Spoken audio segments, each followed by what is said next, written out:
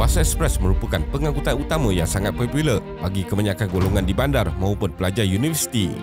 Ia merupakan pengangkutan dengan kos yang rendah untuk melakukan perjalanan yang jauh dan mengikut data, jumlah bas di seluruh Malaysia adalah melebihi 60,000 buah.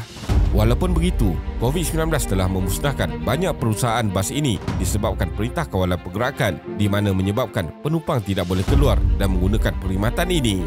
Namun, terdapat juga syarikat bas yang berjaya mengharungi kesan daripada krisis kesihatan ini dan salah satunya syarikat bas yang dikenali sebagai Sunny Express. Jadi, dalam video kali ini, kita akan melihat bagaimana syarikat Sunny Express boleh mencapai kejayaan walaupun berdepan dengan pelbagai halangan. Teruskan menonton. Datuk Wan Muhammad Sani bin Saleh berasal daripada Kuala Terengganu dan merupakan pengasas yang juga pengerusi syarikat Sunny United Berhad.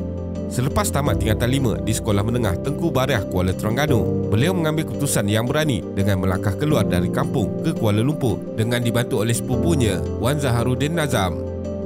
Kerjaan pertamanya adalah pembantu am dengan gaji RM500 sahaja. Pada masa ini, beliau ditugaskan untuk menguruskan mesin borang tender dan diberi penyapu untuk mengemas pejabat.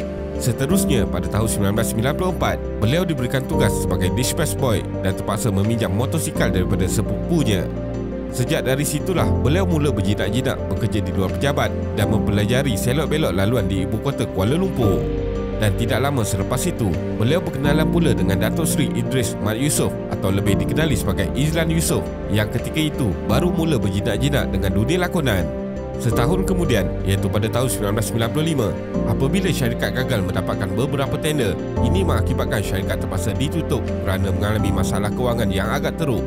Namun begitu, beliau membuat keputusan untuk menumpukan sepenuh masa dalam bidang lakonan. Persahabatan kedua-duanya membuahkan hasil apabila mereka telah mendapat banyak tawaran berlakon dengan beberapa buah produksi seperti HVD, Cosatec Pictures, JD Production, Bright Network dan banyak lagi. Di antara tahun 1997 dan 1998, kegawatan ekonomi telah melanda dunia dan ketika itu stesen televisyen swasta TV3 yang banyak mengambil filem dan drama tempatan turut terjejas. Ia kemudiannya memberikan impak negatif ke atas beberapa produksi sehinggakan berdepan masalah kewangan yang sangat teruk. Keadaan ini membuatkan mereka kehilangan punca pendapatan dan terpaksa menjual kereta peribadi serta barangan bernilai bagi meneruskan kehidupan. Pada tahun 1999, beliau mengambil keputusan untuk menubuhkan sebuah kumpulan yang diberi nama Impression di mana menggabungkan dirinya, Datuk Izlan dan Muhammad Nur Hakim Zaidun atau lebih dikenali sebagai Norman Hakim. Datuk Sani telah berusaha menjual hasil ilham mereka kepada beberapa syarikat rakaman seperti BMG, Warner Music yang akhirnya syarikat Sony Music berminat untuk mengambil mereka sebagai artis di bawah naungan mereka. Bermula daripada situ, pendapatan mereka kembali meningkat. Setiap minggu, Impression mendapat jemputan untuk melakukan persembahan seperti di pusat beli belah, hotel, di jamuan perkahwinan dan pelbagai majlis lain. Ketika Datuk Sani merancang untuk membuat album kedua, Norman Hakim pula mendapat tawaran drama berjudul Gerak Khas secara kontrak untuk 2 tahun. Walau bagaimanapun, Datuk Sani tidak mengalah dan Impression diteruskan dengan menggantikan Norman Hakim dengan ahli kumpulan baru iaitu Ariel, seorang model dan juga penyanyi. Ketika kumpulan Impression sudah merakamkan 3 buah lagu, Datuk Sani tidak dapat meneruskannya lagi kerana sudah kehabisan modal. Pada masa yang sama, Datuk Izlan pula mendapat tawaran lakonan sehinggakan dilantik sebagai ahli eksekutif di sebuah syarikat produksi. Keadaan ini menjadikan dua daripada ahli kumpulannya terikat dengan tawaran masing-masing. Masa depan Impression ketika itu menjadi agak kabur dan membuatkan Datuk Sani untuk membubarkan kumpulan tersebut sekaligus menarik diri daripada aktif dalam dunia hiburan. Setelah tiada lagi pekerjaan pada tahun 2000, Datuk Sani telah pergi ke sebuah bank pelaburan dan mula berjinak-jinak di dalam dunia pasaran saham dan secara kebetulan beliau dapat berkenalan dengan pakar pelaburan saham. Daripada situ, Datuk Sani telah mendapat berbagai tips untuk membeli dan menjual saham dengan mendapatkan keuntungan yang berlipat kali ganda sehinggakan pelaburan beliau mencecah lebih RM1 juta ringgit. Pada ketika itu, Datuk Sani baru sahaja berusia 24 tahun dan sudah pun menjadi seorang jutawan pada usia yang sangat muda. Walau bagaimanapun, tragedi serangan menara berkembang World Trade Center WTC di New York, Amerika Syarikat menyebabkan pasaran saham dunia jatuh merudum. Ketika itu, Datuk Sani yang telah pun melaburkan hampir keseluruhan wangnya ke pasaran saham dan akhirnya telah kehilangan segala-galanya seperti wang pelaburannya, kereta berjenama dan kondominium mewah sehinggakan Datuk Sani hampir muflis. Apabila Datuk Sani hilang segala-galanya, seorang sahabat beliau ketika itu iaitu Mat Yusri adalah seorang pekerja di sebuah syarikat perbankan telah menumpangkan beliau untuk tinggal di rumah flatnya di Kajang. Dengan berbaki RM1,800 dalam simpanan, beliau terpaksa membahagikan duit ini dengan menggunakan RM3 sehari untuk membeli makanan selama 6 bulan. Setahun kemudian, iaitu pada tahun 2002, apabila pihak bank telah melelongkan kondominium beliau, barulah Datuk Sani mendapat lebihan wang dan terus pulang ke kampung. Seterusnya, membuka sebuah bengkel kenderaan bersama adiknya, Wan Muhammad Iskandar. Keadaan ini menyebabkan beliau dipandang negatif oleh penduduk setempat.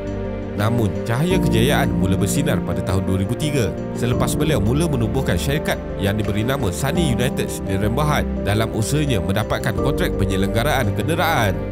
Dengan kerajinan dan usahanya, beliau berjaya mendapat kontrak dan berjaya menambahkan pendapatan syarikat daripada RM15,000 sebulan kepada RM80,000 sebulan.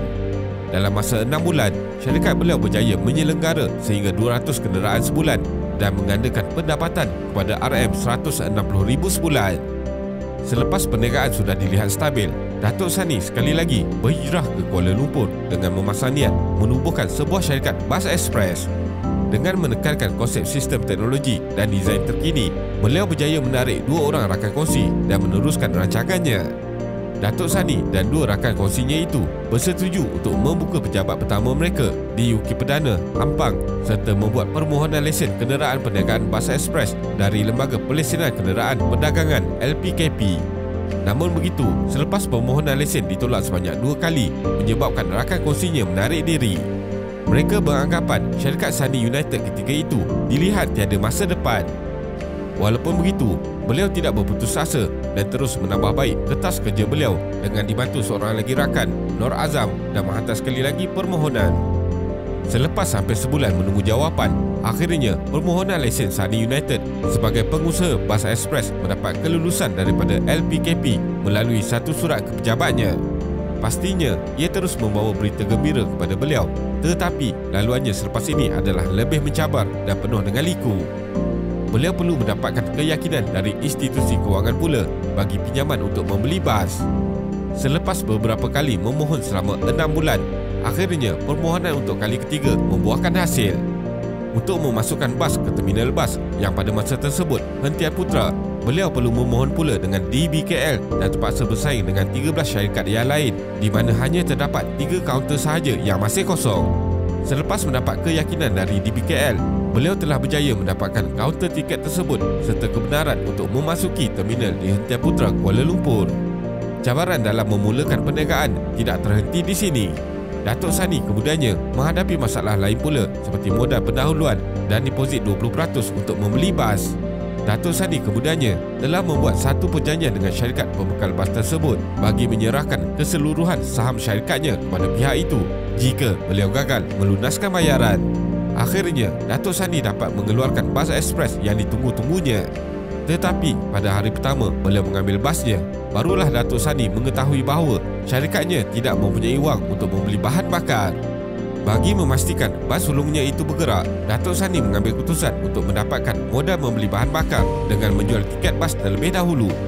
Bermula daripada saat itulah perniagaan bas ekspres atau dikenali sekarang Sani Express mula beroperasi, iaitu pada awal Januari 2006, sehinggalah perniagaan beliau telah pun mendapat sambutan yang luar biasa hingga kini.